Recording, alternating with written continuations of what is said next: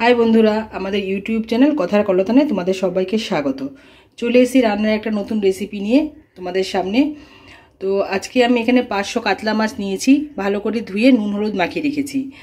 আর নিয়ে নিয়েছি ধনেপাতা, এখানে 100 গ্রামের ধনেপাতা আমি পেস্ট করে নিয়েছি।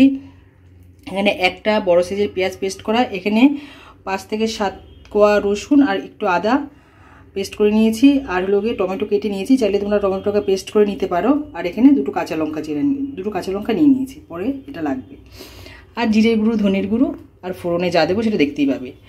তো এই রান্নাটা করার জন্য উপযুক্ত সময় হলো শীতকাল, কারণ এই রান্নাটার মেন যে উপকরণ এই ধনেপাতা, এটা শীতকালে খুব ভালো পাওয়া যায়। সারা বছরই পাওয়া যায়, তবে শীতকালে এটার দামটা অনেকটাই কম থাকে। তো চলো, এর জন্য আমি যা যা করবো পুরোটাই তোমাদের সাথে শেয়ার করব। আর একটা কথা, হ্যাঁ, আমাদের যদি ভিডিও ভালো লাগে তাহলে লাইক, শেয়ার, কমেন্টস আর সাবস্ক্রাইব করে পাশে থাকার অনুরোধ রইল। তো এবার আমি মাছগুলিকে উল্টে পাল্টে ভেজে নিচ্ছি। ভাজাটা দেখাচ্ছি না, কারণ মাছ ভাজা মোটামুটি সবাই পারো তোমরা। তো এটাকে ভেজে নিয়ে তোমাদেরকে দেখাচ্ছি। পুরো রান্নাটাই কিন্তু আমি সর্ষের তেলে করব, আর এই তেলের মধ্যেই, এই মাছ ভাজার তেলের মধ্যেই পুরো রান্নাটাকে শেষ করব। তো তার জন্য আমি ভাজা শুরু করে দিয়েছি। আর এই রান্নাটা করতে কিন্তু খুব কম সময় লাগে, খুব একটা বেশি সময় লাগে না, খেতেও কিন্তু অসাধারণ হয়। ভাত, রাইস, পোলাও সব কিছুর সাথে এটা খাওয়া যায়। তো দেখতে থাকো, আমার সাথে থাকো। আজ আমি ওদেরকে করে দেখাবো ধনিয়া ফিশ কারি। ধনিয়া চিকেন আমরা খেয়েছি, ধনিয়া ফিশ কারিটা একটু নতুনত্ব আমার মনে হলো, তার জন্য তোমাদের সাথে শেয়ার করছি। এটা কিন্তু খেতে অসাধারণ হয়, নিশ্চয়ই বাড়িতে তোমরা করে খাবে এরকমভাবে। আমি আজকে দইটা দিচ্ছি না, দইটা যেহেতু আমার আনা নেই, তোমরা কিন্তু এখানে দইটাকে অ্যাড করতে পারো। কোন সময় দইটা দিতে হবে সেটা আমি বলে দেবো, কিন্তু আমার কাছে আজকে দই নিয়ে রেখে আমি দইটা দিচ্ছি না। মাছ ভাজা কিন্তু আমার কমপ্লিট। দেখো, সব কটা মাছকে আমি লাল লাল করে ভেজে নিয়েছি। এবার এই যে মাছ ভাজার তেলটা আছে, এতে আমি একটু ফোড়ন দেবো, তেজপাতা আর গোটা গরম মশলা।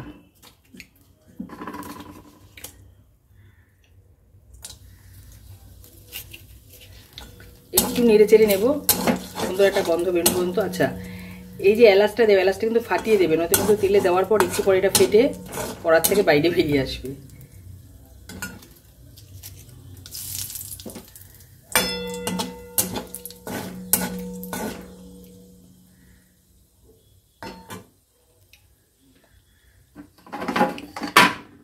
এবার এর মধ্যে দিয়ে দেবো পেস্ট করা এই পেঁয়াজ বাটাটা। তবে তার আগে কড়াতে নুন দিয়ে নেবো, নয়তো না পেঁয়াজটা পুরো চারদিকে ছিটকবে। কড়াতে একটু নুন দিয়ে নিয়েছি, এবার পেঁয়াজটাকে দিয়ে দিই।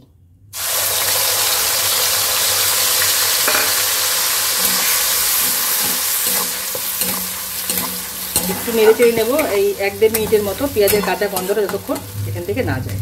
পেঁয়াজের কাঁচা গন্ধটা যাওয়ার জন্য অপেক্ষা করব। পেঁয়াজের কাঁচা গন্ধটা সরে গেছে, এবার এর মধ্যে এই আদা রসুন পেস্টটা দিয়ে দিচ্ছি।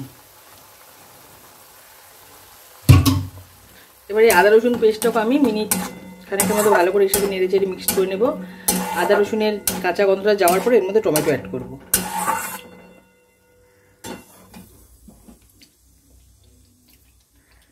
একটা কথা, আমি তো এটা কাতলা মাছ দিয়ে করলাম, কিন্তু তোমরা চাইলে কিন্তু এটা তেলাপিয়া মাছ, ভেটকি মাছ বা কাটাপোনা মাছ দিয়ে করতে পারো। আমার কাছে কাতলা মাছ ছিল, আমি কাতলা মাছ দিয়ে তাই করলাম। তো আমার এই রসুনটাও আমার হয়ে গেছে, মানে গন্ধটা সরে গেছে। যদি আমার কাছে টক দই থাকতো, ফেটানো টক দই 2 থেকে 2.5 চামচের মতো আমি এখন অ্যাড করতাম, ভালো করে ফেটি নিই। কিন্তু যেহেতু আমার কাছে নেই, তাই এই পরিস্থিতিতে আমি অ্যাড করছি হলো গিয়ে এই টমেটো কুচিটা। এবার একটু ঢাকা দিয়ে দেবো, তাহলে টমেটোটা গলে যাবে।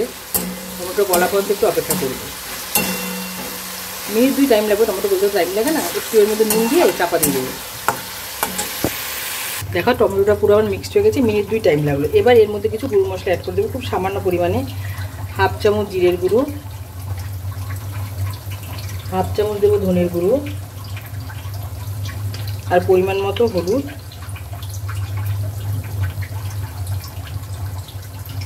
তো এটাকেও ভালো করে নেড়ে চেড়ে মিক্সড করে নিচ্ছি।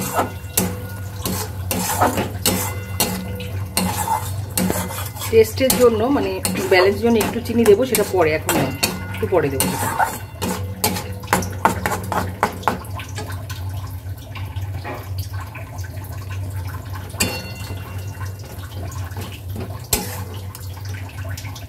দেখো, সাথে ব্যালেন্সটাকে ঠিক করার জন্য অল্প চিনি দিয়ে দিয়েছি আমি এর মধ্যে।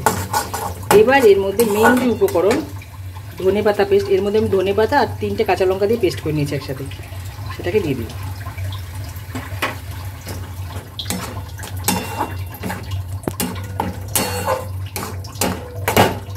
এবার ভেজে রাখা মাছগুলি দিয়ে দেবো। তোমরা মাছটা দেওয়ার পরও ধনে পাতা দিতে পারো, সেটা কোনো অসুবিধা নেই, কিন্তু আমি মাছটা দেওয়ার আগে ধনে পাতা দিয়ে একটু নেড়ে নিলাম, মশলার সাথে মিক্সড করে নিলাম।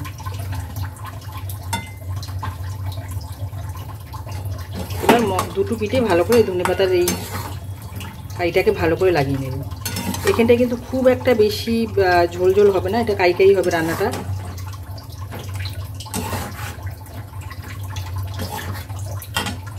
এবার এই ধনে পাতার বাটি ধোয়া জলটাকে আমি দিয়ে দিচ্ছি এর মধ্যে।